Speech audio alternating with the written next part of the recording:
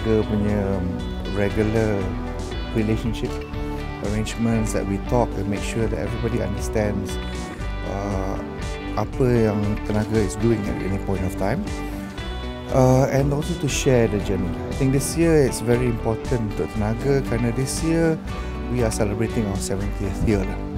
You probably have heard Tan Sri Mogi sharing the journey of tenaga, and I think that's an important background, because we cannot run away from the fact that actually tenaga has been around longer than Malaysia dah wujud as Malaysia lah kan, 70 years, and we have started and been a very strong component of Malaysia's successful development, because in the way that tenaga has been facilitating the nation and been working hand in hand to develop Malaysia lah. This is because in the early days when the company wujud as a Central Electricity Board, pre-Merdeka days, there was a lot of things that were coming up to facilitate the nation's growth. And as the nation evolved into a post-independence sort of era, part of our role was also to bring back expertise from the days when we had our expatriate workforce and everything, and begin to localize it into a Malaysian context. Jadi you saw training of Malaysian competent electrical power engineering sort of resource, and then taking control of infrastructure for the country. So over the years, there are a lot of transformation yang TNB dah gone through in that process. And in '84, I think you saw the next round of transformation for TNB when it was effectively corporatized, and then subsequently listed. So in essence, a number of key things that I think we cannot run away from. In TNB, we started our journey as a core element of the government, because in the early stage of development of the nation, it was very, very important that core infrastructures for the country is actually well managed, to work hand in hand with the country's growth. And as the development has occurred, it was very important that the roles that were being played were taken over by our own people. And I think that's been a very, very good thing untuk Malaysia as a country, that we have competent, capable, and so on. And as the country evolves, and the corporates evolve, and the financial market expands out, we saw tenaga move on to different states of evolution, primarily driven by the government's desire to push more efficiency into the system, and drive a better growth in the industry, and facilitate more funds being deployed in infrastructure growth. That's why the listing and everything all occurred. Today, we are probably at the crux of another evolution in the industry space. So the key message for us is we have seen change, we have managed change, and in that process, we understand the role that we play in the Malaysian space. So the next evolution is just part and parcel of normal evolution that occurs. It's not something that is unique only to Malaysia. It is something that kita dah nampak berlaku pada quite a lot of countries in the world today, where the market is being deregulated in a particular form, efficiency focus are actually introduced, and energy mix also becoming a core element that's been changing. So for Malaysia, I think we saw the minister announce Messi 2.0 tak lama lah, about a month ago lah kan, where the details of Messi 2.0 was actually made public in that process. And tenaga has been working behind the scenes together with Nasdaq, ST, My Power, to make sure that when we are working towards this, there is balance in the evolution of change in the industry. Because fundamentally, anything that affects the sector has huge ramifications to the whole country's growth element. So we wanted to make sure that those thought processes are well understood. And Alhamdulillah, when we heard the formal announcement, it confirmed what we believed was the right thing for the country to be going. The evolution in the electrical supply industry landscape will be a gradual evolution. There will not be any sudden, mendadak sort of type of change that will shock the system. Yeah, that is important because it is a long value chain business. Yeah? People invest for a long duration of time.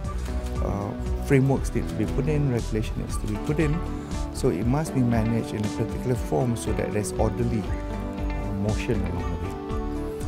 For a long while, I think there was a lot of worry for tenaga. There was ura-ura of a lot of changes that's going to happen. So what's going to happen to tenaga? And despite tenaga going out to say, well, we are okay. We believe that we understand that change is going to come in a particular way and we are ready. We have faced change before and we can manage change along the way. But it was important that the final message actually came in when the formal announcement of the framework for 2.0 was announced by the Minister. Yeah? So I think that finally removed a cloud in terms of what changes are going to be like. So when you dial down to tenaga itself, a lot of people have asked me fundamentally, how is it for tenaga? Are you ready to change in the same form that's happened? And in that same form, are you going to be competitive or not competitive along the way? So I've said fundamentally that the same message that we've said before. We have undergone lots of change in tenaga. We have delivered all the elements that we've done in the past, and our 70 years of history has actually shown that we are resilient in any framework changes that occur. Yeah? So for NESI 2.0, if you dial down to the segments of change that the government is suggesting that will happen, and you look at the segments of tenaga business, you can see how we're going to manage. And you saw a reaction in anticipation of the changes. Tenaga made an announcement before. So let me break down some segments. Firstly, you tengok the electrical landscape. We start with the first part of the business, generation. Because we first generate before we transmit and it gets to the customer. This segment for a long time has already been opened. Since the IPPs are coming in. Today, masa sekarang TNB generates something close to 50-52% of the generation mix in Malaysia from the various multiple power plants that we actually have. And we are happy with the competition as it already existed. When the first rounds of IPPs were talked about, I think there was initial worries that the IPPs were generous in the first round of the contracts. But later on, we saw over time the IPPs got a lot more tougher because they had to bid and compete for the contracts, and the yields became normal yields. And effectively, the space is already matured along that line. So in the new derivative that we're talking about in the generation space, what is it that's going to change? Firstly, I think the government has said that it will honour the PPAs that already existed. There is no early termination of any PPAs that exist. That's important. It's an important statement because it gives stability to the system, to the market. And in that process, it allows us also to deliver what we need to deliver in the market. Second, it said that it has an aspiration that we will, over time, introduce a much more competitive market through some merchant elements of trading of electricity. No different than a lot of other countries in the world, but it will be a measured opening of the market.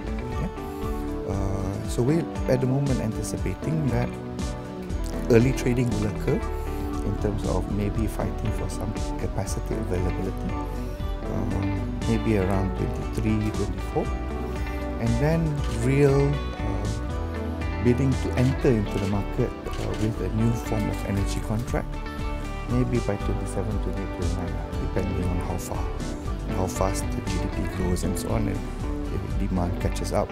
Yeah. So if you look at this evolution, we have a lot of time from a tenaga perspective to actually make sure that we can compete in this space. So what we're doing in tenaga is actually creating a new subsidiary, the tenaga generation company, that's actually kitted out to actually compete in this space fully. Yeah, they are going to be set up as an independent subsidiary within tenaga. Their focus is actually run in this space and compete with open market in the form. We've done it before in the past, but compete now as a standalone entity. It creates a different sort of discipline inside the organization, and people who are within the space understand that their livelihoods depend on how successful they are in doing it. And sometimes when you change the frame, you get a lot of innovation that comes in because they have to compete within that dynamics of framing that you do. We anticipate this new Genco to be ready by 1st July next year. People have asked me why so long, and I've said, well, fundamentally we are taking businesses that we already have, and some of them have a lot of land, a lot of loans attached to it and so on, and we have a lot of consents and approvals to get before we can actually organize it within this space. So at the moment, a lot of effort is focused about the administrative, sorting out the approvals that we require to make sure that we can run the organization in good order come 1st July. But more importantly for us, we're spending now until July 1st is how do we set up this entity? How do we give them the right tools, the right resource, the right mindset to be able to manage as an independent entity? And then how do we make sure that we're kitting them up for success? Yeah? Because they have to change. They will have to change because when the merchant market comes, the contract is no longer about fighting to get a PPA. It's talking about the ability for you to be effective and efficient so that you can compete on a daily basis, or weekly basis, or monthly basis to bid in the open market. Yeah? And in order to do that, I think for tenaga, a lot of work has to be done to make sure that people understand what is it in your cost structures that you can touch and what can you do better so that you're more effective on the ground when you have to compete. Yeah?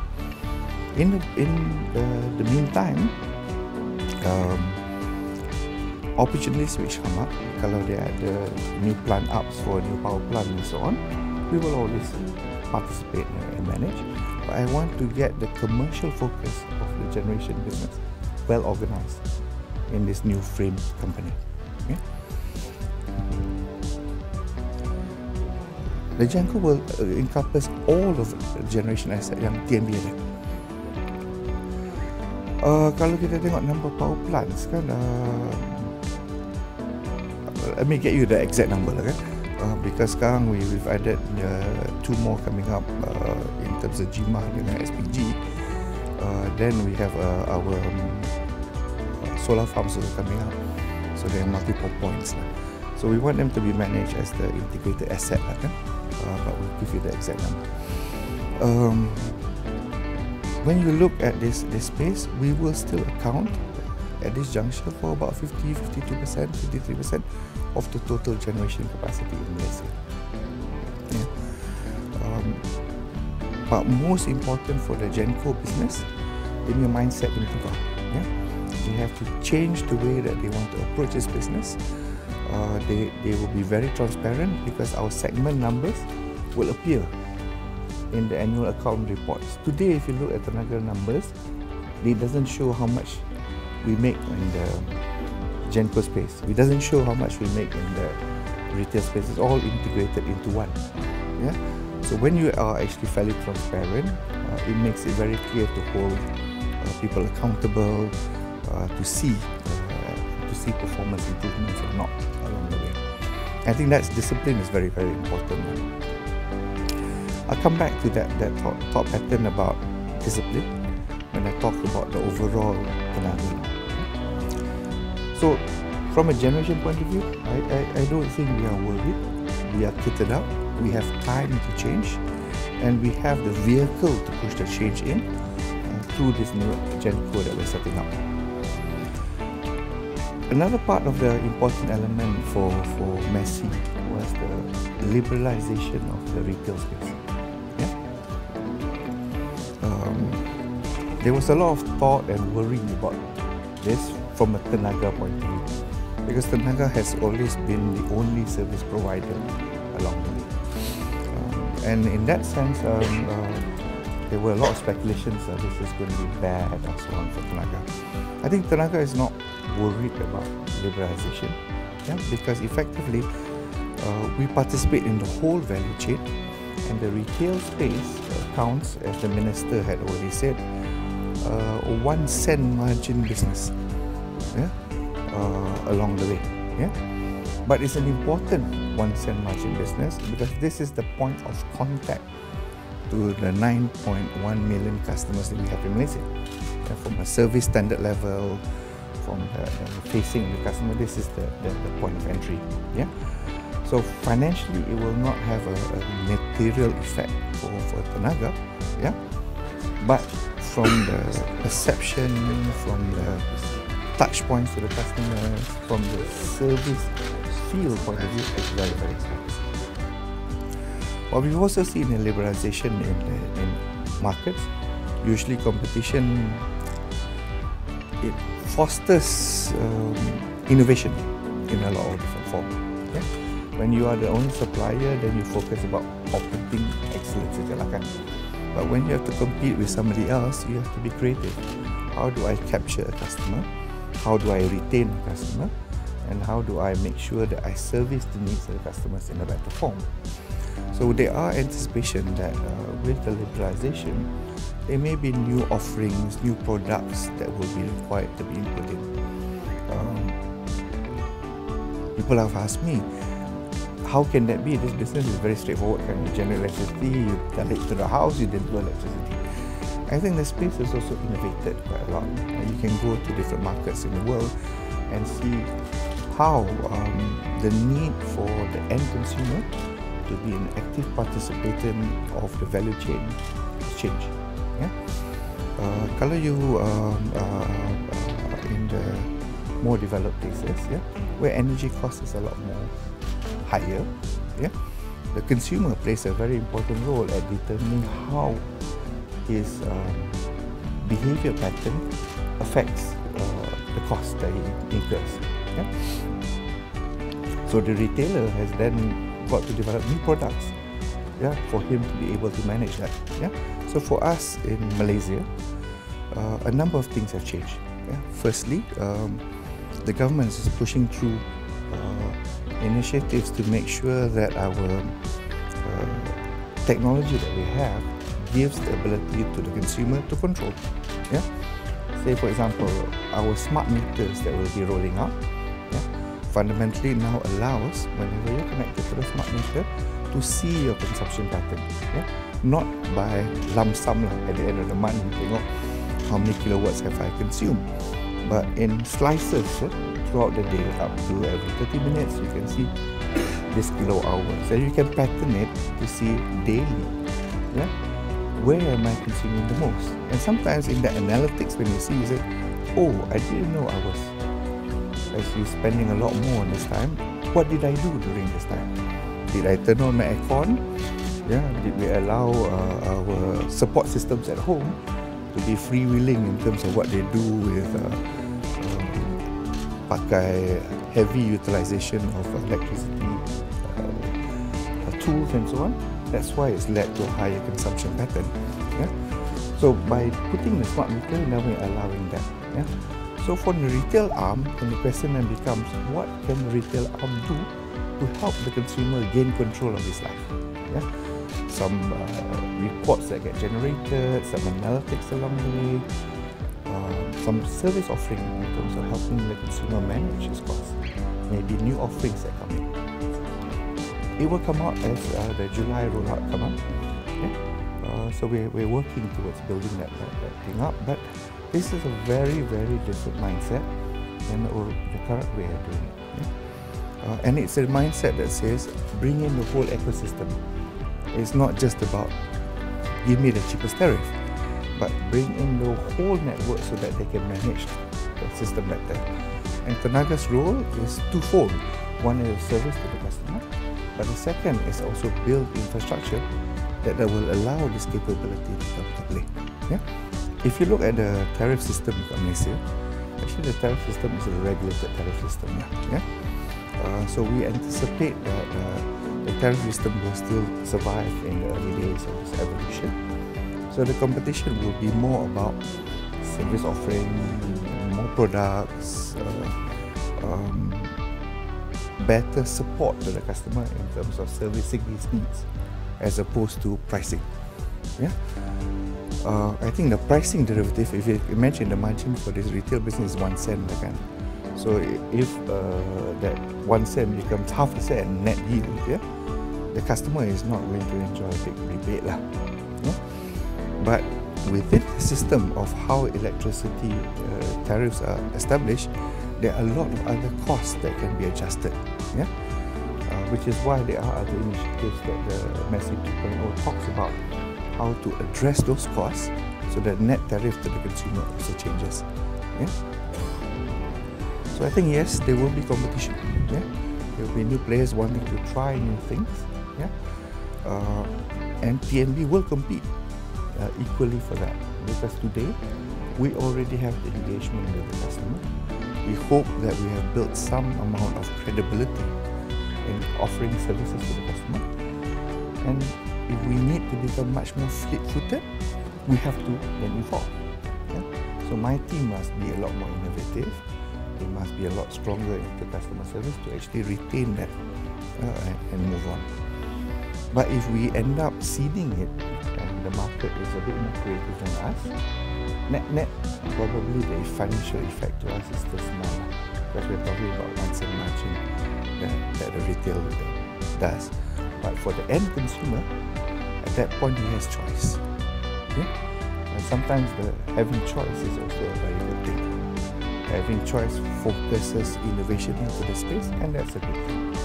So that's why I think TNB is supportive of changes, and it will put itself up to compete in this space. So my obligation in TNB for the company itself is how do I prepare the organization to be able to compete in this space, and then we'll see how good we are fundamentally. So like Genco, we set up a new entity, a retail co. In that retail co derivative, I think if there had to be change, probably in this space the change will be more pronounced from a TNB point of view. Because in the Genco business, the bulk of the systems, if you imagine, I'm still going to generate electricity, right? My power plants will still have to do the routine things that we normally do, but maybe more creative so I get better cost efficiency and so on. But in the retail space, I have to reinvent, yeah, from just serving the customer to going and acquiring the customer, from desiring to retain what are the mechanisms that you want to retain, from product development that we no longer have or we don't have at this point of time. Yeah, so this is where evolution will be quite exciting. We've already talked a lot about it because we're lucky because Malaysia is not a pioneer in this retail liberalisation. There are a lot of other markets that have done that, and we have actually also observed what we need to do to be able to play this game. So what we're doing in the organisation is, apart from setting it up, it's also about making sure that we're ready on July 1st, yeah, to have the right design, to have the right initiative to be able to deliver it. So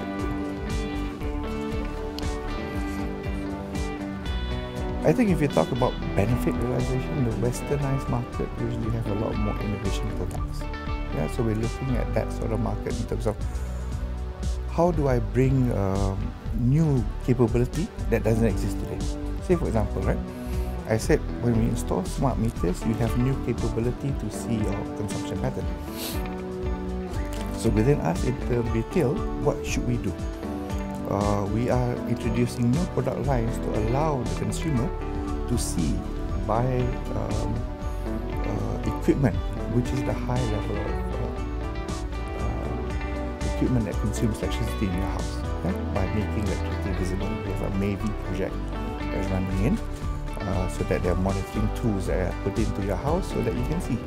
Yeah, did you know that very basic things like your water heater, and things that we think are very innocuous, right? It sits in the house, every 5-10 minutes, the temperature drops again, the water heater turns out, boils the water back again. Every time that turns out and out, it eats up electricity. Yeah? So what can you do if you want to change this? Maybe you don't need the water heater to run, from 9 o'clock to 7 o'clock in the evening when you're not at home. Yeah, turn it on at that point when you start to want to use it again. Then you don't use the electricity at that point. Okay? Did you know, for example, that if you don't service your aircon, every time you don't service the aircon, you're making dust collect at the filters, then the aircon has to work harder. When the aircon works harder, electricity gets consumed a lot more. So if we can make transparency in terms of where these consumptions are occurring, consumer has the ability to adjust. Yeah? So one of the key tools that we can provide is tools for the consumer to see. Yeah? What we can do with somebody who's a lot more complex, maybe it's a small shop, or maybe it's a smaller industry, we can provide consultancy services to help them manage the costs along the way. So I'm looking at building those capabilities to help along the way, so that we compete in a different phase inside it. But the real heart of doing this is the rollout of smart meter. Kalau smart meter start coming, the base data tak keluar, then we cannot have that offerings open up to the business. That's why the government has approved the smart meter, and they want smart meters to come into Malaysia so that we have that. We've already started the rollout of smart meters. We rolled out 270,000 smart meters in Melaka. We have about 70,000 smart meters left in Melaka to roll out. And we're beginning the Klang Valley rollout for the whole Klang Valley, residential and businesses and so on. Klang Valley, the first phase of Klang Valley is about 1.2 million meters. For the whole of Malaysia, we have about 9.1 million meters to roll out. The government has given us a support that the smart meter rollout should be completed within a 7-year window. So we're going on phase by phase, and then as the capability starts to open up, we'll offer the services to the people already having that, so that they can get the value of the smart meters already installed. So this is what part and parcel of the evolution talks about. Remember I said, if you cannot touch the cost at the retail side, where can you touch your cost? As part of the messy rollout also, there is a rethinking in terms of fuel efficiency. In order to give generators an opportunity to try to optimize the cost, the government is looking at how do you induce incentive programs inside the current pricing framework to allow IPPs to take control of procurement. That means if you can buy cheaper than what is the average procuring arm at the moment doing, or against the benchmark doing, please go ahead. But if you end up more expensive, you may have to take the cost of more expensive lah kan. But that's to your book as opposed to the social book that the consumer shares. So they're trying to introduce that, hoping that we can then tap and reduce costs inside the system. You will notice that about 4 weeks ago, Tenaga did the first trial of LNG importation into Malaysia, into the power system. So we did a deal with Shell, where we brought one LNG cargo, and we brought into Melaka in the regas terminal, parked it into the PGO pipeline that Petronas Gas has, and fed 2 power plants. Yeah? The net cost that we managed to get from that product, that selective spot purchase, was cheaper than the in-country sourcing price. Yeah? So that allowed us to share some of the benefit back to the government, and also the government gave us a small incentive to prove to Tesla, in order to make it work. So we've learned that from a system point of view, it can handle. From the legal framework point of view, it's already there. The third-party pricing arrangements are already working. Yeah? What the government now has to do is look at the framework documents between the generators and us, so that the sharing mechanism can be put into place now. So that documentation change will have to occur to realize this incentive mechanism. But we've been able to prove it can work, which is important. So if we can touch the fuel cost, and fuel cost makes up a material part of the tariff, there is lots of ways to look at improving cost to the consumer. Yeah, so that's what Messi's journey is, including that, providing opportunity for cost to be touched so that rakyat will get potentially cheaper electricity. Yeah. These elements are the main changes that I think affect tenaga in a big formula. Yeah? Reform in the energy market, reform in the retail market, and opportunities of actually looking at supporting cost reduction in the system. Yeah? What we also got from the Messi 2.0 was confirmation from the government that our grid and our distribution network is actually a national monopoly. It is not a good idea to break this thing up into little bits, yeah? Because then you have issues about overlapping capex that could be inefficient. Then you have operational issues about how do you maintain a fragmented grid that creates risk. Because the worst thing that can happen is blackouts. Touch wood lah. One of my 24/7 number kan is making sure that the phone doesn't ring because of that lah kan. And Alhamdulillah, TNB has been able to do well over the years. It's operated, yeah. And we've now come to the point that we all take electricity for granted lah. Yeah? You all have heard the stories lah. There are plenty of places outside in the world today, developed countries, not developed countries, that have brownouts, that have blackouts for one circumstance alone. Alhamdulillah, in a Malaysian derivative, we are doing okay. Yeah? If you look at our statistics of operations, our reliability levels are good, our system reliability numbers are high, yeah? And Alhamdulillah, we don't see those issues. Yeah?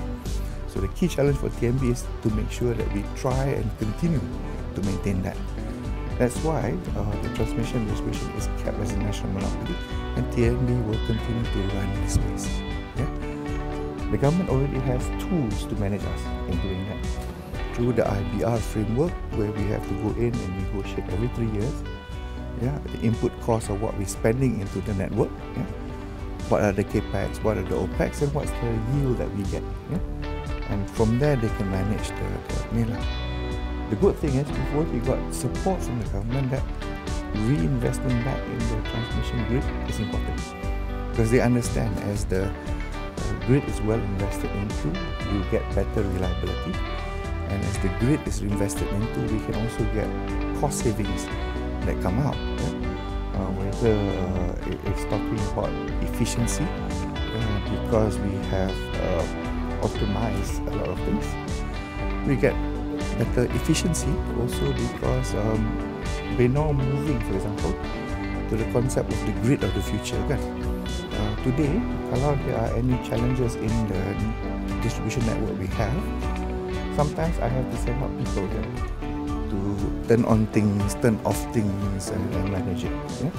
But now with technology, digitalization has allowed us to have machine learning incorporated into the system. The machine is learning how to switch things around to maintain stability in the grid. Yeah? So kita tak payah buat orang to do it. Now with our better SCADA systems that connect up the substations to our control rooms, yeah, we can tweak, yeah, and turn it on, turn it off, yeah, intervene, restart, all from centralized. Yeah. Therefore, I need less resources to deploy to make it work. I get better reliability and cheaper cost. Yeah.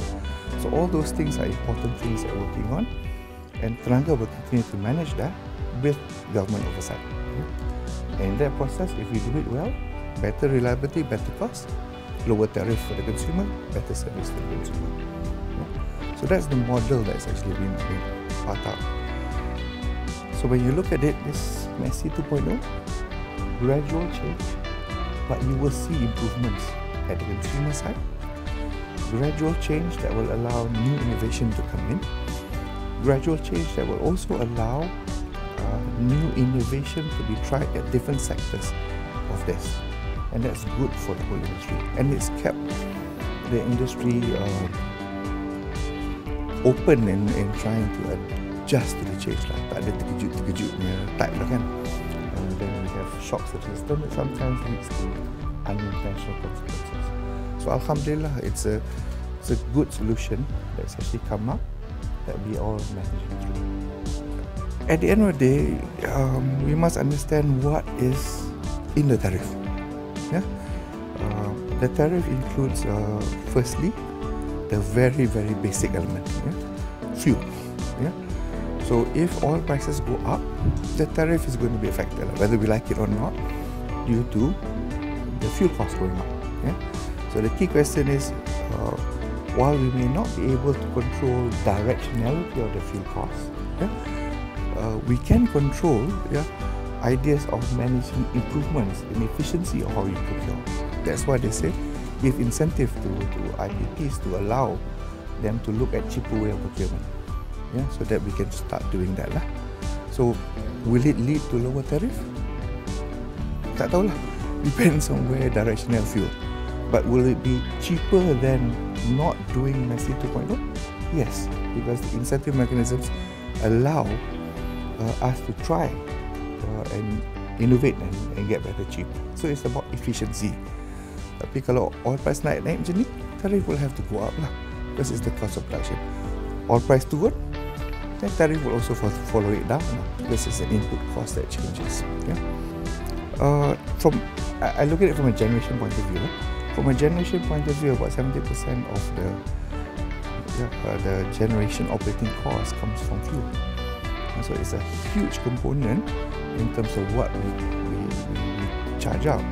Under our current system, under ICPT, yeah, all this is actually a pass-through mechanism. Yeah. So whatever we can do to improve the efficiency of procuring will immediately be passed through to the consumer.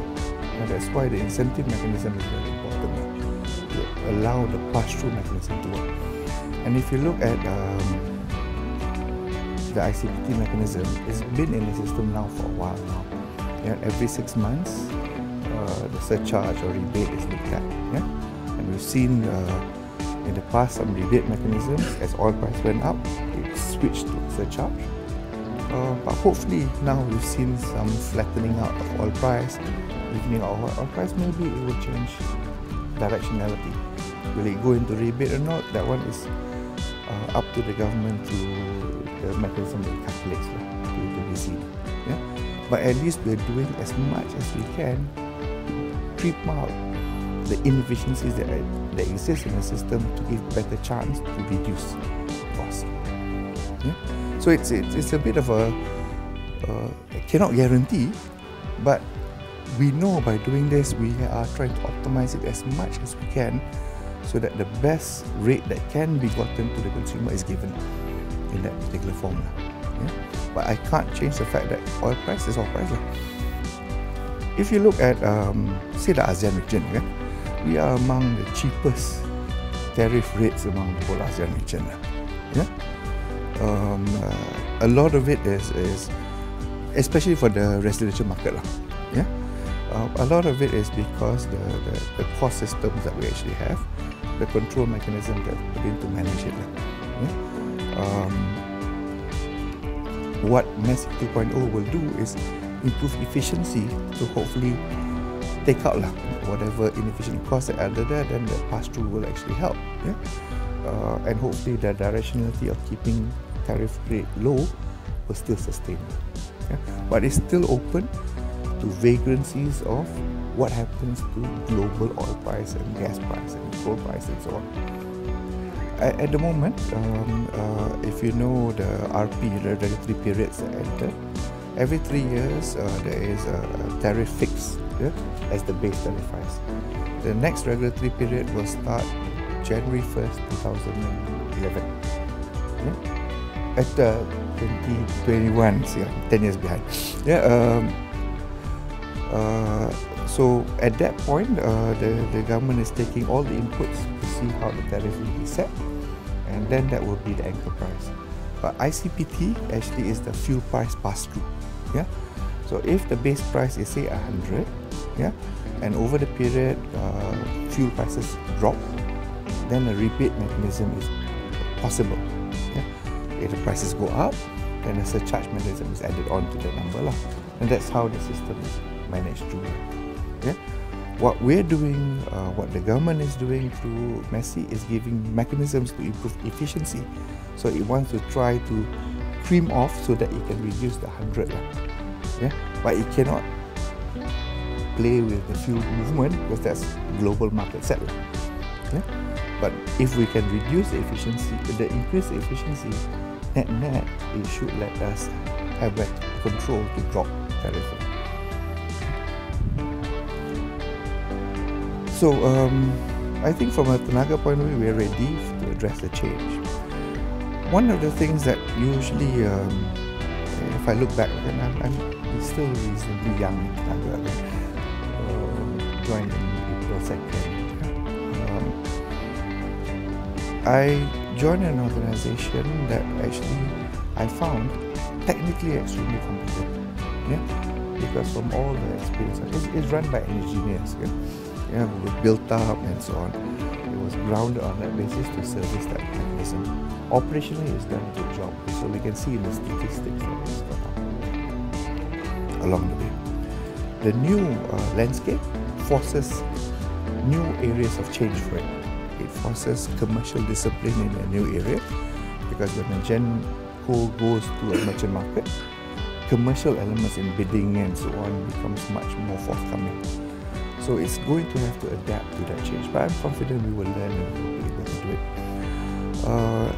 It's going to also force the organization to be more innovative in the retail space to manage it. So directionally, for managing and running the organization, I'm confident that TNB will be fine and will evolve. The immediate is addressing this change and making sure that we put in resource, we align, we get people focused on it.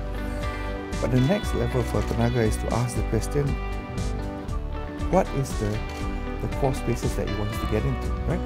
We can play in the current space of doing better in the transmission and distribution, improve and get better yields and also coming out from there. We can do more for Genco and Retailco, but we also have new segments that we're looking at. We talk about international first and then we'll come back to NFCP. In the international space, we've decided some time back to try and grow our business based on what we've been doing here in Malaysia outside. You know that the first rounds of foray had challenges. So since I've come in, I've been working with the team to say, now if we are going to be serious to try and compete in the global space, what capability do we need? And how do we make sure we don't go in and end up paying tuition fees for investment that we make along the way? So in the last 6 months, a lot of effort has been doing at refining the portfolio that we have, taking a stock take of what we've had, and we found a couple of good things. In the international space, our renewable business actually has been doing very, very well. We acquired a fairly large position in solar in the UK, and we also found wind ventures in the UK that we acquired. The amount of money that we invested has beat financial hurdle thresholds that we put in, and the performance that we've been getting back from that has been very encouraging, better than we thought, and we've been able to put in new initiatives to improve the yield. For example, in the solar portfolio, we've done some refinancing that got cheaper cost than the old promoters had, so we were able to get better yields back for tenaga. In the wind venture, we went the other way around. We went and looked at operation efficiency. So we worked with the manufacturers of the turbines and found ways that we can control the operating better, so we get to improve the efficiency of catching the wind. So if the blades can turn a bit more so that it's open up to catch more wind, point faster than anywhere else, we get better yields from the turbine. And we've been able to put that into the system, and we've been seeing pickup from that side. So we're learning very good things in that basis and getting better financial return. So I'm encouraged in my renewable portfolio. My view is, at the end of the day, renewables is still a big growth area. It will be a wave that will have to come in, and we have to adjust. And whatever we learn on that side, we can grow new opportunities elsewhere and also deploy back to Malaysia. So good practices and so on we can deploy in the assets that we've got here, but look for more growth opportunities elsewhere. So more or less what we said to our international group is, we like this space, go find me something that can make it, but you must meet the financial thresholds that we have, and come back to talk to the board and see. We had some portfolios that we bought that we know we had challenges. Some of the challenges were self-inflicted. We probably didn't do enough when we reviewed the asset. But some of it was conditions that we didn't anticipate. When the economic conditions got much worse than the original investment, now we're trying to manage the challenges. Our Turkey investments were assets that got caught up in the whirlwind of economic challenges. As the GDP growth got challenging, as geopolitics become much more difficult in the world, the Turkish economy took a hit. And so we were having to manage that. So my international business is spending time now to help the Turkey asset to address that, to see how we can strengthen their position, balance it off, so that we have a good base to stand on as we move ahead. So going forward, I think international, I see a lot of scope for growth.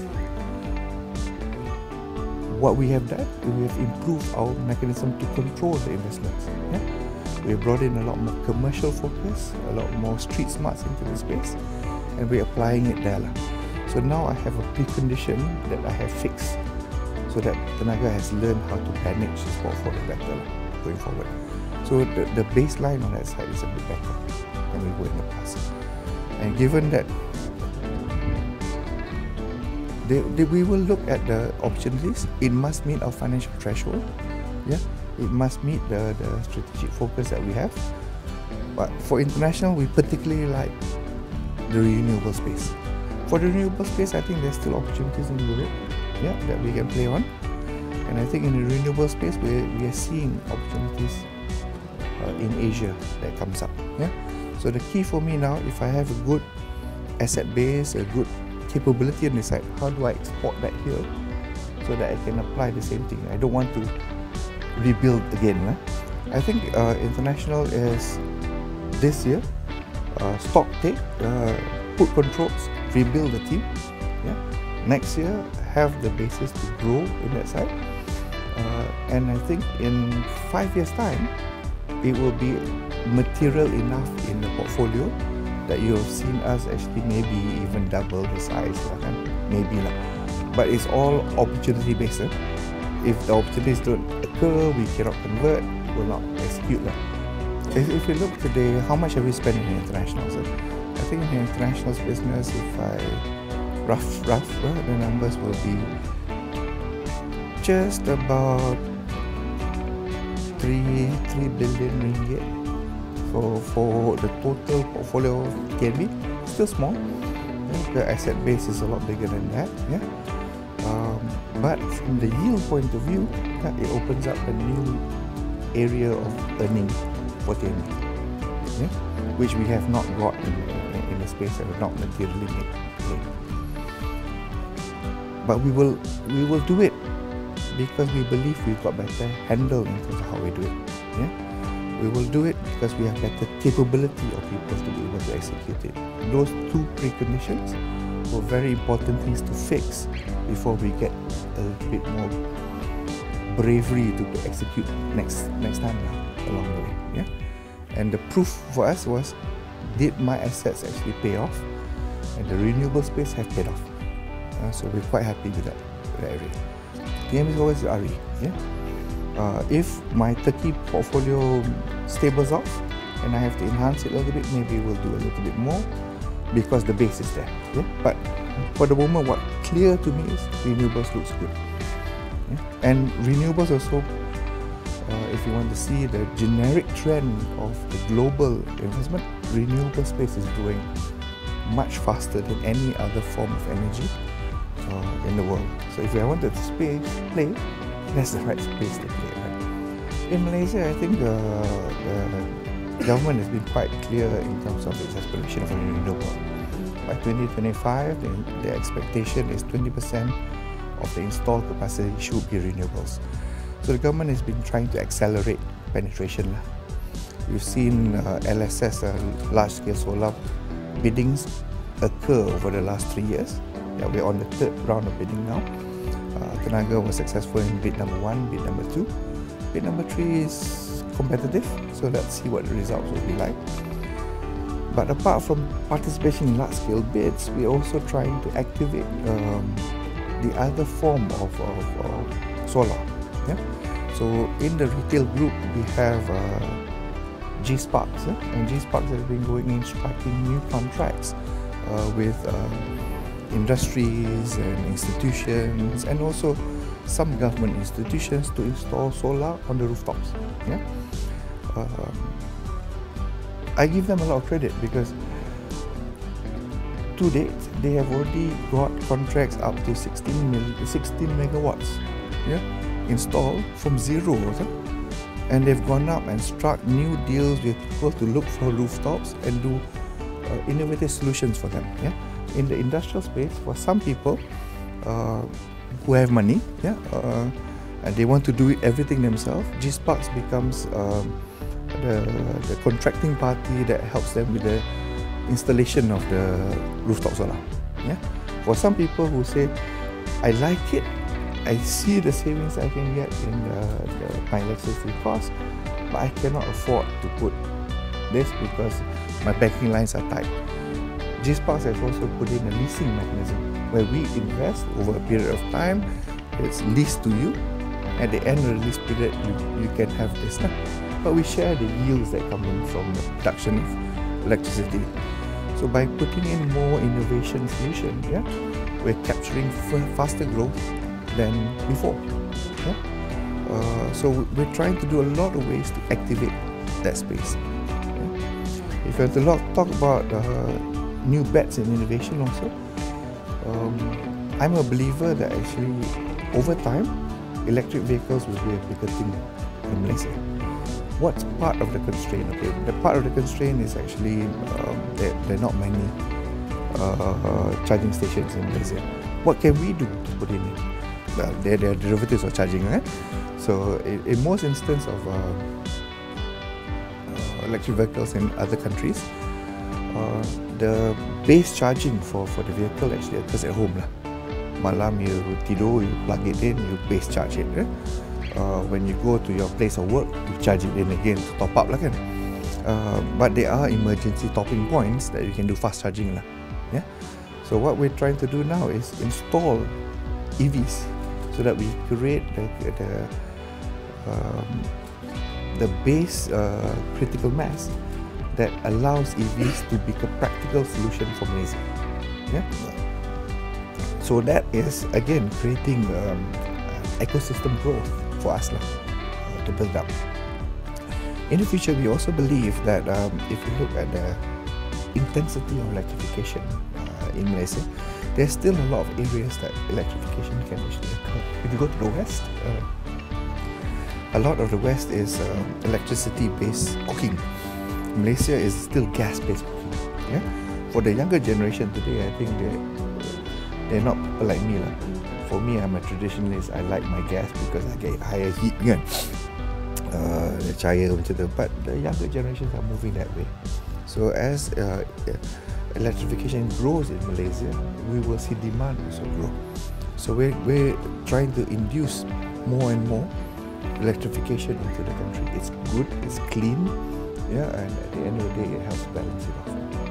Yeah. So I think there are a lot of things that comes out from growth that we are trying to support and move and manage. The lesson there is our role is not just about doing what we have in the space, but we're working together with the government to find things that are important for the nation to move on. If we want to push on renewables, then TNB can be an active participant in doing that. We participate aggressively in the large-scale solars. We also open up new avenues to grow in rooftop. If you want us to grow EVs, then we are participating in EV to build the infrastructure to pull it in. So we support that element. Yeah, not many institutions can do it. So TNB has always been that, right? It's never just a pure commercial entity. It's always commercial plus social agenda that we balance off. The threshold is, of course, we must make enough money for our shareholders. So that I don't get the license to operate. Yeah, but we find ways that we can find the overlap of the two and do the two things, right? So we push national agenda along the same way. Yeah. So if you look at some other things that we're doing, our whole sustainable development element also includes a big ticket challenge on what do we do on CSR. Yeah? A lot of institutions in Malaysia, CSR is about giving money. Yeah? Because it's an easy thing to do. If you want to keep your heart available, take out some money at the end of the day, donate to something, go home. But the challenge is that it doesn't materially change the guy unless the guy is very good and takes to do something else. So in TNB, we choose certain areas that we prioritize and we want to support agendas such as shared prosperity, for example, right? So take some of the things that we've done before even shared prosperity came up. One of the big agenda items for TNB is how do we lift poverty, the issue, and we've chosen education as a base to address that. Because education is a leveler. If you take a poorer person's demographics and lift talented ones, give them the opportunity to be given better education opportunities, then you can change the lot. And then they come back and hopefully they will have the trickle down actually work. Since 1993, TNB has put in more than R1 billion into scholarships that we've given out. At the moment, about 15,600 something people have been beneficiaries of our scholarship programs that have gone in. Some of them have gone into our own institutions, University Tenaga. Some of them has actually gone overseas, in terms of developing, bringing back skills to Malaysia. This year, we introduced My BF, My Brighter Future program, that we are also giving targeted beasiswa or dermasiswa, and we targeted for the B40 group. And we are also trying to widen the net, not just for the tertiary element, but we brought it into the TVET area. So we are allowing people to be given scholarships to go and pursue in polytechnics and so on, and also colleges side. This is important because we're helping two things. One is B40. Second is we're helping actually skill up Malaysia. We don't require them to come back and work for us, but if we actually do it and we actually lift it up, the talent pool gets better. a lot of people are aware that there is this protege program that used to be called SLIM, but it's been done into protege with a different focus. So TNB has been a very big supporter of protege. Yeah? This year we're taking in 1,000 people in protege program. Yeah? But our way of doing the protege program is different. We just don't take internships and we allow them to take money and that's it lah. Yeah? Because at the end of the day, I cannot in-house 1,000 people into TNB. I don't have enough jobs to give 1,000. Yeah? But what we've done is we've taken them in and we put them into our Institute Latihan, ILSAS, and we train them up for basic skill requirements that will fit our vendor network. Yeah? Say for example, for some vendors they require safety passports, they require this to fit into the TNB procurement process. We pre-train these people. So then we ask, after they pre-train, go to the vendor network. So for the vendor, he gets trained staff, yeah, for which he didn't have to pay for the training. For the protege people, they get access to better employment capacity and better training to upskill. And for us, we kind of designed it that when the people come back in, they come back into a vendor network. And hopefully by coming back to the vendor network, we lift the quality of the vendors to deliver to TNB. It's a good reinforcing thing. But using that as a training program actually helps. We also do the normal CSR stuff, but targeted at the communities that we're participating in. So, for example, elevation of poor in the areas that we operate, where our plants are and so on. Some unfortunate, sometimes there are issues that happen and we need support. We give it to our Bainati Jannah program, right? And that's actually funded sometimes from clawback from our zakat. Yeah, because whatever zakat we pay, we are entitled to clawback 3/8 for our redistribution back. And we are very active at doing that and using those schemes to help improve a lot of the communities that are around our areas. Yeah, so then it becomes a much more active participation to help build society. That's important, because when our people can get involved in that process, they also understand that they need to give back. Yeah? It's not about giving money. It's about helping groom, sustain and developing. So these are programs that TNB is very, very keen and have been doing it for years now. Yeah? And as the new shared prosperity agenda that comes up, for us, it's doing what we're doing today, but aligning it with a bit more focus on that side, particularly on the lower income base.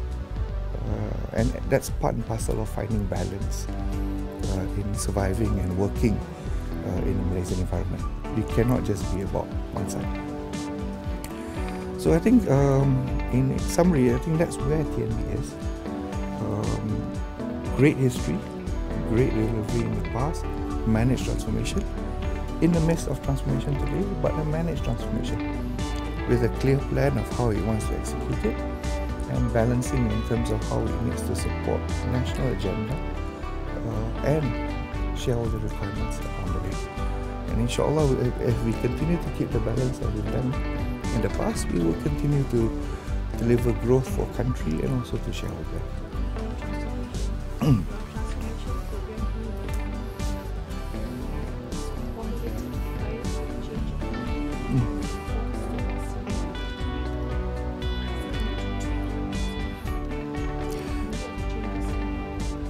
When I came into TNB,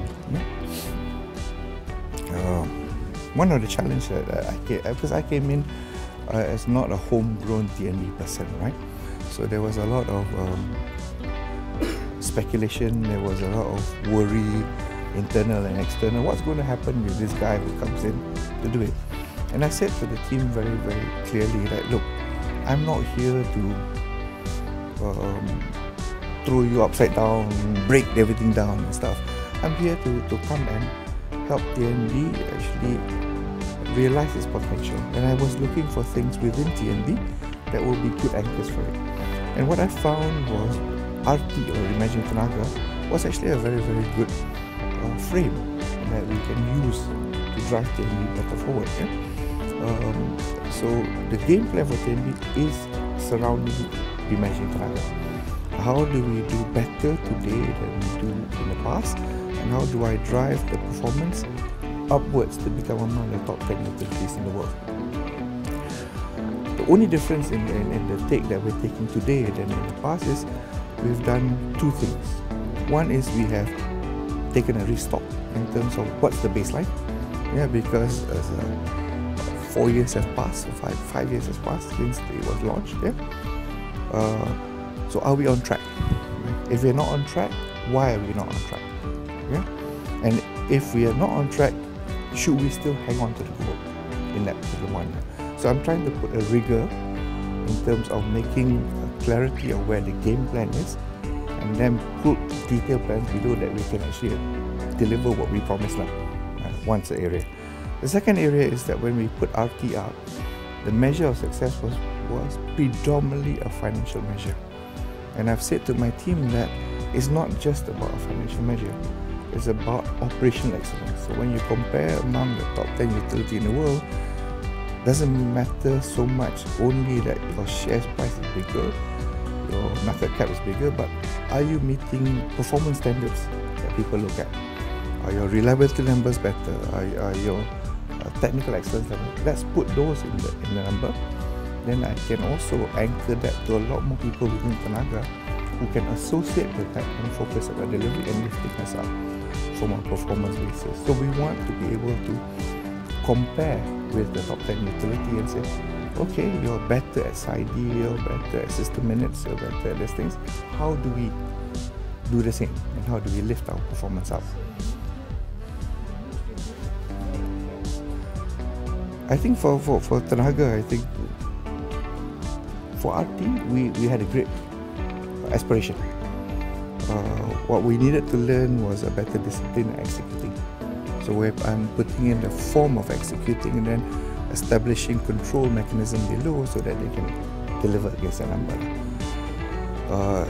The ideas were already there, but just that discipline that's been worked on at the moment. I think if you look at financial targets, I think the original number was a bit stretched. So I'm bringing it down to something that we believe is achievable, because organizations are made up of human beings. When you set them targets that they can never achieve, they check out and they stop. So by putting it within something that they can touch, then you can excite them to deliver and motivate them to get them there. So I'm just making sure that balance number is correct. Yes. So in doing that, I think that will deliver the focus better for the organization. And the third is actually bringing in that technical element into the measurement. Because at the end of the day, we are delivering technical excellence and operational excellence. If I only put financial, it's very hard for me to rally my other guys who say, well, actually I'm here to keep the machine running, right? So that one, maybe finance people are good to deliver your finance numbers. How do you engage that? Actually, it takes the whole organization to rally around and contextualize the change to deliver a better performance. So we're trying to make it sure that it can pull the whole organization along.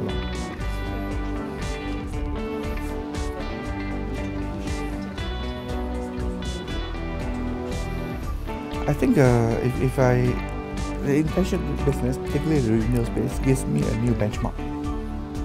It gives me new capability, new ideas, and so on. And it also brings me new insights in terms of how TNB can do in a different form. But when we look at our technical excellence, the conventional side for our business, for example, a gas power plant, a coal power plant, there are lots of benchmarking tools out there that we should be grabbing on and then using that as a benchmark to compare performance and then put a reality check. So next year we have subscribed to the smart grid benchmark that we're putting in comparison with think in that benchmark now there are more than 70 companies in the world that fit into the benchmark. So when you look at us in that benchmark, we still have a bit more to climb. Yeah? Not a problem, because our journey in the smart grid has just started, because we are at the early days of the evolution. But by having that benchmark forces our guys to push faster. If not, they don't know what the ranking is, right? Which is a problem.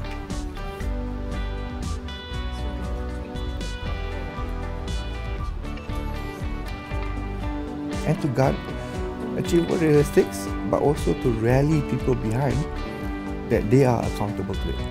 Yeah? Because they are the ones that have to deliver, right? And put it behind. And I think that's the biggest challenge. When I joined TNB, one of my first quick realization is that I joined an organization that had, at that point, I was told when I joined, numbers as of 31st March was 35,777 people. Wow. It caused you to pause for a little bit. I said, wow, okay, that's a big organization. How do you rally people behind, and how do you keep them focused about agenda? So a lot of my time has been spent, I've not spent a lot of time talking outside, because it's to connect with this organization, to bring them along to the same journey, to put out on the same pace and make sure they're all aligned. Okay? Because if I don't do that in the early stages of my space here, and I lose them along the way, nobody's going to deliver the targets that we say. And if I put things that they cannot accept or they fight, then we will be in this position for the next 3 or 5 years along the way. That's not useful. So I spent early of my time in understanding, diagnosing, aligning, making things work. And then when we decide to do a material change, like we did in the launching of the new Gen Code, the new Retail Code, a lot of effort was done to make sure people understand why. A lot of effort was done to get people to rally behind this is important. And we did not have pushback. Yeah? And that was good. And that's why I'm excited in TNB. Because when people focus and they get the ideas and they get rallied around, they will do. Yeah? It's only a challenge that when you're trying to put material change and you don't want to talk about it, then you'll find that you're the only person waving the flag. Not good lah. Yeah? So I want the whole thing to be aligned. And that's what we've done. To actually launch the new organization, we got our whole senior management team down to visit every single location in TNB to talk the language. But it was not just the senior management team, but we got the tier below to understand it. We got them to own it, to communicate it, and to get the staff behind. We got the unions to be together with us to support the whole journey. And when we've got that, then moving ahead is an easy task. I don't spend time arguing about it. I spend time about, okay, what are the roadblocks to it? How do I remove it? What are the administration elements I have to remove so that we can execute it? So that's what worthwhile time to spend on it. If you look at TNB, technically it's very, very strong because it's made up of an engineering-focused organization. Yeah, most of our people are coming from a very well-disciplined training ground.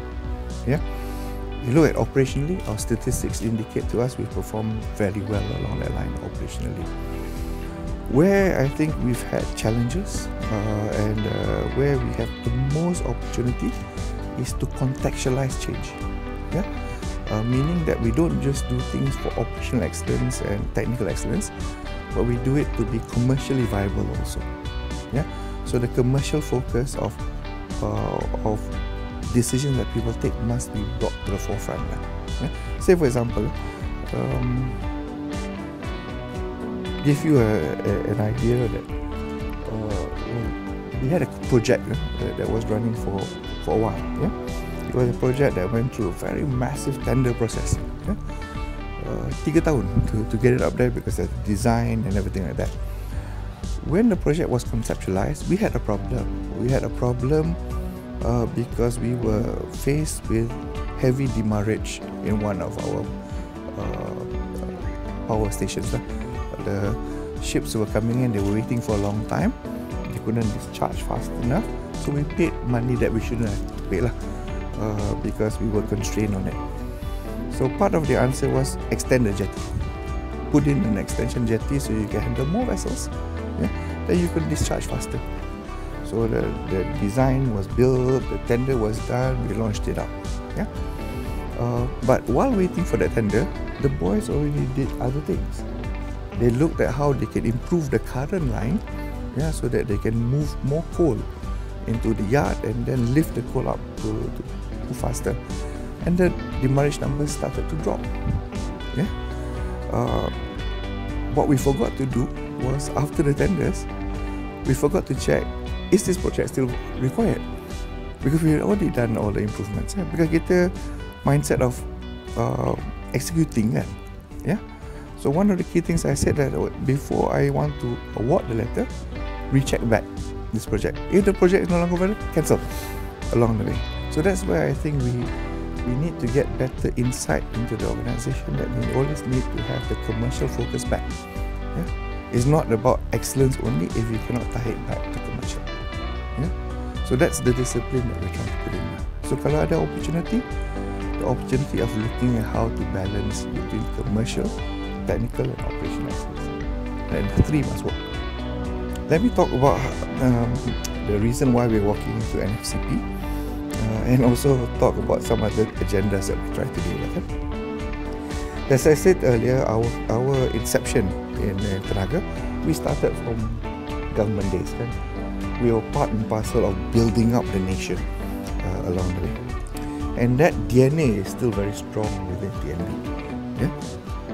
So if you look at where are we today in electrification, in Peninsular Malaysia, which is where TNB is, our penetration rate is 99.92% of people in Peninsular Malaysia are already electrified. There are very, very tiny component, some of the smaller orang asli group are not that connected yet, but 99.92%.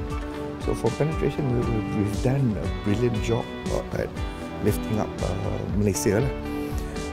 Where there are inability to touch yet, we're still working with the government through our scheme Bekalan Elektrik Luar Bandar, how to get there and get government support in order to make that a reality.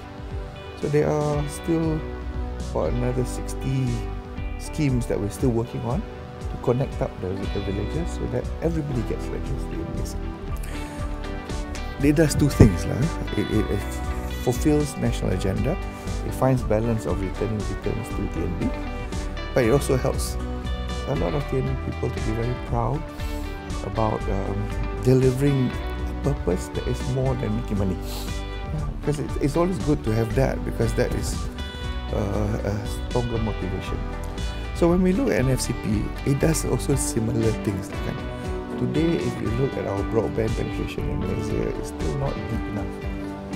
There are quite a number of pockets of Malaysia that are not served or are underserved because the speeds that they get are not strong enough. So when we looked at it, we said, okay, what strengths does TNB actually have? We are a utility. Is there a segment in the telecommunication space that is a utility-like thing? And we look at the broadband in an open access mechanism, it is a utility-like thing that we can put, we build the infrastructure, we run the base infrastructure. We don't have to do the commercial. So if that model is possible, can TNB play it? And that was the initial theory behind our penetration in SAP. So the board allowed us to try Jasin. So we went into Jasin and we said, and we worked together with MCMC and we worked with the Ministry of Communications, and they said yes, try Jasin. And we promised YB Gobin that we will get it done in 6 months. We actually did it earlier than 6 months, and we passed 1,000 houses. That's right. And the whole idea was build the infrastructure and then work with retailers who can then connect and service the houses. Today, that Jasin project is doing much better than originally anticipated. Because originally we said if we pass 1,000 houses within that first year, we'll get 10% conversion. Today, less than 1 year down the road, we're already at 12% conversion. Yeah. So we've now brought connectivity to those houses. The more important thing for me for Jasin was that it's not I connect. It's we having seen what's happening in Jasin, we have now unleashed a lot of new businesses, yeah, that comes up because broadband connectivity was given. Dulu orang kat Jasin tak boleh dapat services that are required through internet, now they can. There are some amount of services that are done in Jasin now that the people there are doing business outside Jasin because the internet gives them that security. So that social good has now come out from that little project that we did. So having done that, we went to the board and says, we can find overlay versus the current infrastructure that exists in Malaysia, that our infrastructure runs closer to the underserved area and we can commercially make it viable. So the board has given us space to pursue up to 135,000 houses that we have identified and then push work along that way. So we are now in the next stage of rollout for our NFCP program. The lesson we learned from Jasin is to do it well, and the reason why we were able to do it faster than we planned is because MCMC and the ministry were very supportive in the agenda. The state government was extremely facilitative, so they cleaned the path. So they got the Pegawai daerah, PTG groups kan, and all the licensing to clear very fast. So then we can then do what we're good at. And what we're good at is managing the rollout of these things. Yeah. So they help in that proportion. So we're trying to learn from that part and apply it to this 135. If I can do this 135, yeah, we've now been able to not only make some money, maybe not a lot for TNB, but I do open up development for Malaysia because we are able to bring in connectivity that does not exist in portions of the community that are there. Yeah? So hopefully this next leg will work. Yeah? If this next leg works, then the question is, I still have infrastructure that are in a lot of other areas because I connect to 9.1 million connection points or households or commercial outlets in Malaysia that still doesn't have it, but I cannot make commercial value because maybe the volume there is too small or whatever it is. Would we be able to get access to the USP fund? Would the government co-fund in order to make work so that the growth for those areas can also be touched? So the next leg that we're trying to see whether it's viable or not. Both MCMC and the ministry are supportive because the agenda is actually to provide connectivity Yeah. So tenaga will support, tenaga will do it when it's commercially viable using the base infrastructure that it has. But we're really hoping that we can accelerate more because it serves a small new growth income, but it serves the social good. And it also helps my team also get the pleasure of actually making a difference.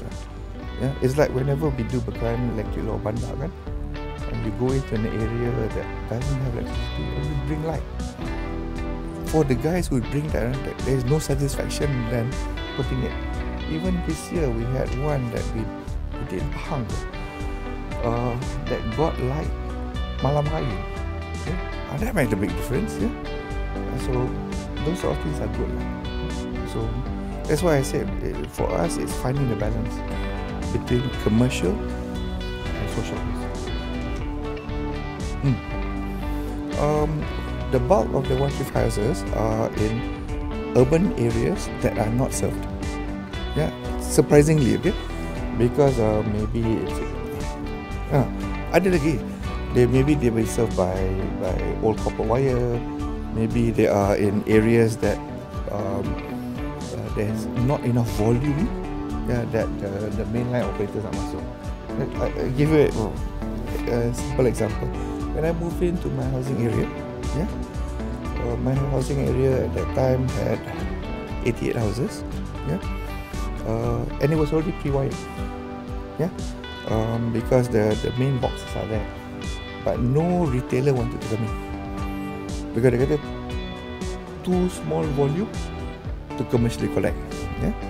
Now for other areas, dia kata before even the lines masuk, dia kata alamak 300 orang ni tak cukup. Because why? They had to calculate to draw the infrastructure. They had to pull the wire all the way back to their base infrastructure. So when you look at TNB's infrastructure is already there because I provide electricity to the houses. So I've got the poles, I've got the right of way, I've got all these things. If I ride on those, my current cost structure is lower than other people. So what is commercially not viable for others may be commercially viable for me. So that's where we're trying to find that niche that we can serve. Yeah? And at the moment, a lot of the target zones are infrastructure that is areas that are close to my infrastructure, close to my substation, where the big connects will have to occur, that I've already pulled things to, I just extend. Yeah? And in developing areas that at the moment orang tak nak masuk. Tak, throughout the country we've identified. At the moment my NFCP team have already had long discussion with Melaka. We're doing second phase of Melaka punya roll-ups. Yeah? We've had discussions with other states, Perak, Kedah, Johor, yeah? And we're trying to clear the path. Again, from the first project realized pilot lessons, it was about aligning authorities to be supportive of the journey so that we can accelerate it. By early next year, you should see us enter into the other states already, because the boys have gotten to the point that they are gate past commercial rollout now. Kedah, Perak, Johor, Penang also, and Melaka. We've already had discussions with the state. The state has been fairly supportive. East Coast will be the next leg. Kena tengok lah kan. Kita masuk yang mana kita dah identify yang ada commercially viable, enough collection lah kan. Yeah. But we will go in where we can find that it's commercially viable, kita cuba masuk. As tenaga was worried when I came in, yeah, I was also worried to come in. Yeah, because I didn't know what to expect. And, yeah, because it's a large organization and stuff. Yeah. Since I've come in, I must say I have truly enjoyed the journey. Yeah. It's been a lot of hard work. Yeah, so I am lucky that my family is very supportive. Yeah, if not, I will be a bachelor, which is not a good thing. But it's been good days. I always tell people there's busy and there's good busy. Good busy means you can work to midnight, but you know you achieve something. Busy means you just push people lah, not worth the while. So that's not good. And I've had lots of good busy days in Tenaga. I found that the organisation actually wants to continue to do good for the country. It needed somebody to rally and pull it all together. And I hope that leadership team here now is acting as a rallying group lah, to pull and push it forward. Because it's not about one person, it's not about a team. It's about the whole organisation coming together to make it work. So I'm enjoying that part. And if I look at the journey that Tenaga has, we have still a long journey, yeah? Ahead. Yeah? Because we have a lot of opportunity to grow, but the art is in finding the balance. We cannot be pushing all the way to full commercialism and forget that we also have other agenda. But neither can we let it swing here, because then I cannot afford to do anything. Yeah, a long way. So the art is in finding the balance, and to always remember that in order to execute, there's a wider group of execution. So aligning with the government, aligning with authorities, aligning with other bodies to simplify and push up the path. I'll give you a very simple example. Right? You open up the high bill issue. Right? Actually, to me, the high bill issue started off for me when we started rolling out smart meter. Because we have a peculiarity that exists in Malaysia. Okay? As we have been growing, there are still pockets of Malaysia that is still serviced by the old electromechanical meters. And after a while, they've reached end of life. When they reach end of life, their reading accuracy starts to drop. So when the smart meter comes in, it measures and accurately measures the meter, so you get billed accurately. So unfortunately, there may be some increases for those increases. But the second thing we also learn is sometimes when you roll out, it's also very important. Yeah, we were very heavy in the rollout, and we went into this period that weather was very, very hot. Yeah, so when weather is very hot, what do Malaysians normally do? They will turn on the aircon, they will turn on the fan, they will do anything to cool down. So normal consumption already goes up. So people associated the high bill to the new meters and stuff. And sometimes it's not that. Yeah. So our lessons learned is we had to do better at communication. Yeah? We had to do better at preparing the ground so people understand and then focus about what they can do with it, as opposed to what things that are not related to it. Yeah? So for the next rollout that we're doing in Klang Valley, there's been a lot of effort going on, talking to the residents associations, talking to the local authorities, preparing the ground so people are not surprised when they go in. And if they need support, our guy is there on the ground to manage it. Okay? So for me, that was an interesting challenge. Yeah? But what I hope people also got from the challenge is Tenaga did not run away from the challenge. And when there was issues, we stood up and said, look, if there was anything wrong, we will address it. Yeah? If there was a feeling that we had overbuilt, we will, and it's proven that we did, we will compensate. Yeah, and we will reimburse and all this, which we did along the way. Going forward, there are lessons that we learned. We're trying to apply it to the new lake. And in that process, the ability to learn is very important for organizations and how we address it to manage. So like in anything else you do,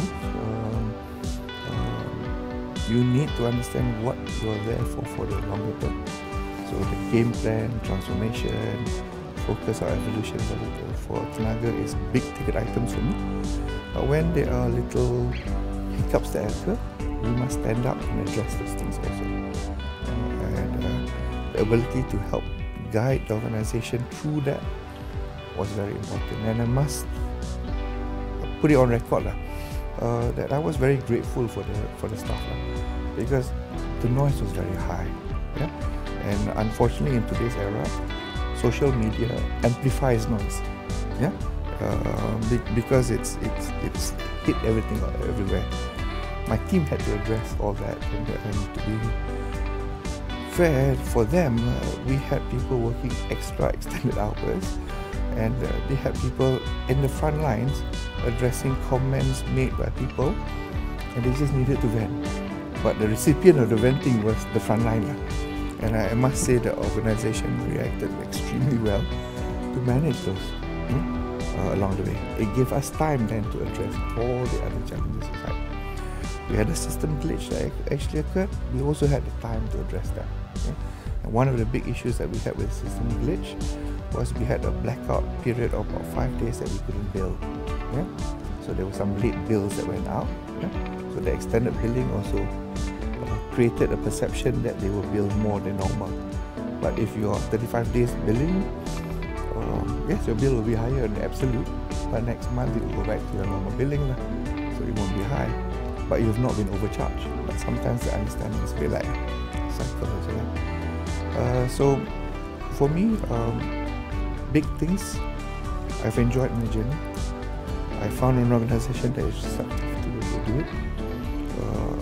I walked in an organization that was at the cusp of undergoing a lot of industry change. We have a clarity now on how we want to manage it. And we have an organization that's aligning to manage the change well. So I'm happy in that sense. Have we had challenges? We've had challenges like the high bill. but the organisation has been resilient in how they manage it, and been, I think, quite practical at how they manage it. There's never a perfect solution, but I think they've done as well as they could in managing that change. In that sense, I think that's what tenaga is about, and how he wants to deal with it. Ada banyak orang tanya, kenapa TNB ni banyak sangat orang kan?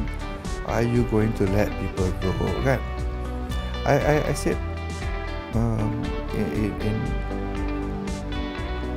clear words kan, that there's no issue about this, that when we move on to this new organisation and we're doing this change, there is no intention to actually do any right sizing or whatever it is, because the activity level are moving through the change is going to be a little bit heavy.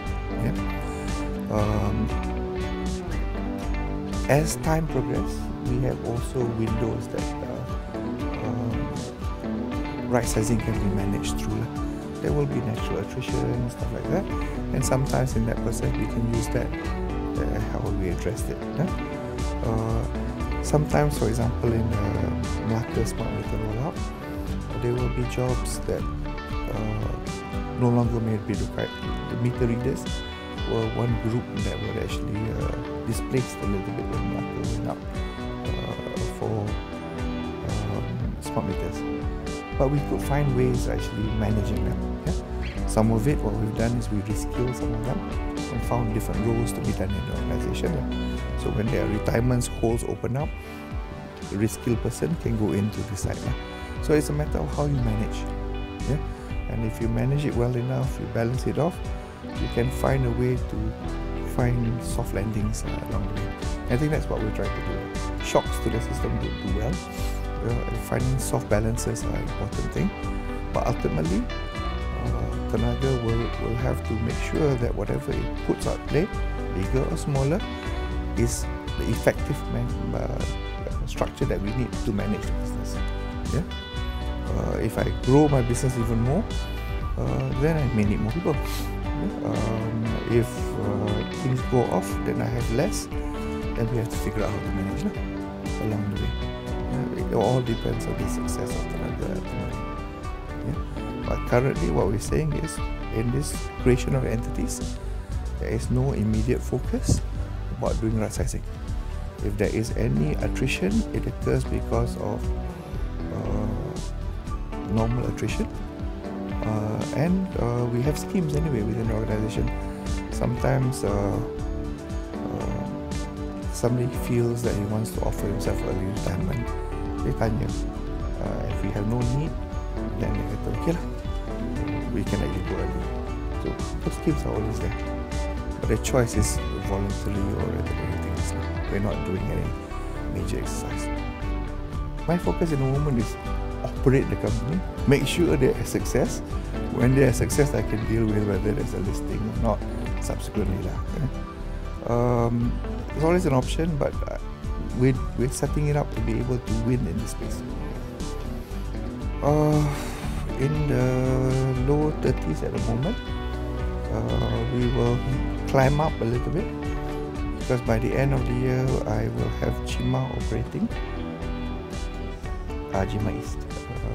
The second turbine block starts to operate, and then by May next year my SPG will turn on, and EDRA has got one power run to come up. So our reserve margins will spike a little bit, but then it will quickly start to drop because some of the older PPAs will start to unwind. So it will come back to balance in the late 20s, mid 20s, in another 2-3 years. There are lots of reasons why you need plant hubs or stuff, and there are a lot of ways to manage it.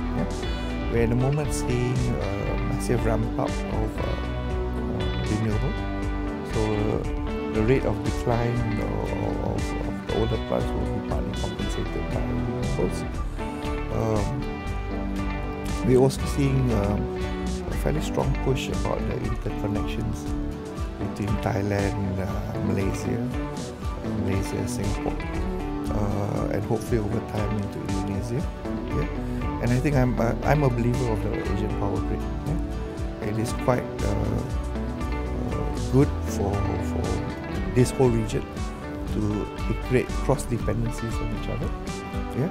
And if the power grid really works well, reserve margins in every country can decline because you can rely on the other party to help you, because the likelihood of one going down and the other at the same time is very poor. So then you can borrow from somebody else's reserve margin. What also happens when the power grid starts to connect up and we can get to the point that we are okay to import bigger and bigger costs, then places that have cheaper source of generation may be able to provide, so that we can share that cost across the wide range. Yeah? So if the interconnections run faster, then the system can run on a lower reserve margin. So it's really a choice depending on capability of the network, capability of dependency of support, and also your own risk tolerance. So that one you have to ask what the government feels is right for me. For me in TNB, one of the key things we want to do is to lay that clarity in front and align people to deliver the same thing. And that means for me that concepts such as functional silos and everything, people need to not look at that. People need to understand that this is the goal that we're working, and everybody should help and deliver the goal. If we are successful, we all are successful. Yeah, if we don't make it, then we all are accountable for why we didn't make it. There's no one person who actually delivers it on. It's about the whole company being able to achieve the goal that we want. So that's my hope for TNB. And alhamdulillah, I think we're getting a lot more people behind that desire. I think there are a number of ways to do it. I think at the end of the day, our business is still a very technical and operation business. Yeah, the ability to do it well day to day gives them the skilling up, and the ability for knowledge transfers to occur within the system. That means the old otai in the system must be good enough to pass down his message to the new ones who come in. Yeah. At the same time, the organization must also be good enough to understand what are the new trends that are coming in and seed that thinking back into the organization. So it always grows in that form. So for tenaga, we have TNB research. We have our strategy group. We have our university that actually gives us outlet to actually gain those things. And the key thing is actually to bake it into the system so that we always refresh and keep up. And I think we are still one of the rare groups that still invest back at giving education to our staff, putting them through courses, programs, so on, so that we can build capability. You cannot stop that. If not, the organization will stagnant. And we have to just be very careful with which areas that we want to build, but put the resource behind it. Last year we had to take the impairments on the asset. So it was to fix the big chunks that we took, we had to address. This year, I think the organization's already gotten to a bit more stable platform. The yields are coming in the way it needs to be done, and we will be able to probably deliver what is our normal average for the year. The key for me is how do we punch up that level and looking at new growth areas. And the growth areas for me will come in from places such as efficiency operations that we have internally. That's why a lot of effort on the transformation internal of the organization to release that capability. Second is looking for new avenues of growth. That's why international, and maybe over time as MSCP matures, that could be another leg that comes out. But also new product and capability. That's why that retail journey is very important to us. If I do all those things well, then we should bet be back on about the growth trajectory. Dividend policy, I think we renewed our dividend policy about 4 years ago. Okay? At the moment, we are maintaining that same dividend policy and we're paying out at the high end of that dividend policy. I think we will still sustain that going forward. It is a good policy, gives the balance in terms of managing needs of cash within the organization, yet reward the shareholders accordingly. My balance sheet is not overly stressed, so we are able to take opportunity when it comes. Yeah? So I'm not constrained on that portion. The key is to make sure that when there are investments, it's the right type of investments that you do. Yeah? So I'm not hungry to chase if it doesn't yield. At the moment, every single LSS that comes out, we will bid. Yeah? We will bid competitively for it.